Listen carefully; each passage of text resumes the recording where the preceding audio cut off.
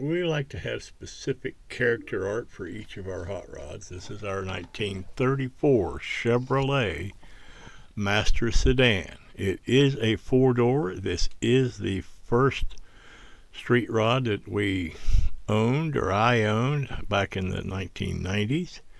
Bought it as a basket case. It's been rebuilt about 3 different times, and we'll show you the original livery here, which was a red car with black bustle and fenders and running boards. Then the first repaint I did on it was into a Pittsburgh Paints color called Lusty Red, all solid. Painted it in the driveway in October, picking leaves off of it while the paint was flashing between coats. So then we got serious and had Charlie Schoolcraft, friend of ours, repaint this car amethyst and light iris. Those are Dodge colors. We had the car completely torn apart in his shop for a while. And then we went to the interior. My sister did these nice little embroideries of the car itself. The car's name is Iris, and it is a 34, so she embroidered that into the leather. And she did that also on our 41, you'll see here in another video.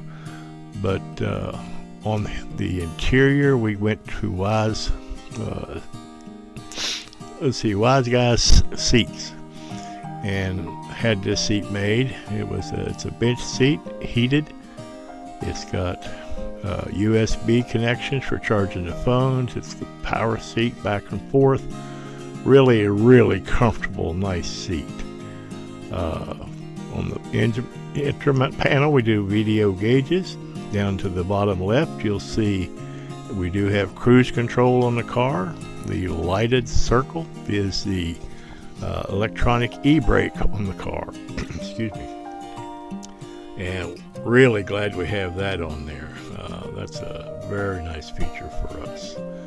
Once we had everything kind of put together in this iteration, here's the car with the 350 engine. And this iteration we had spoked wheels. You'll see later on the current wheels. These are not the current wheels, but she's a very comfortable car, very nice car. Power windows, power brakes, power steering, all the creature comforts.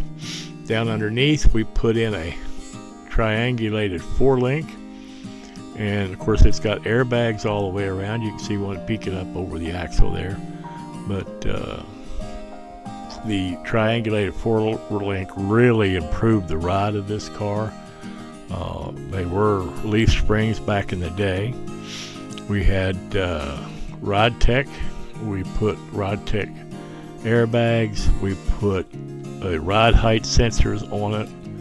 Getting all that to coordinate was really a job for me. I finally figured it out, but it took quite a little bit of effort. We got the ride height sensors and the airbags all, so that when we turn the key on, she comes to ride height, etc., etc. So it's a nice ride.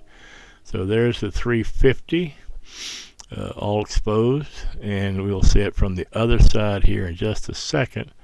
But we really enjoy this car. It's our first one. I've had her for 30 years or more, a little bit over 30 years, I guess.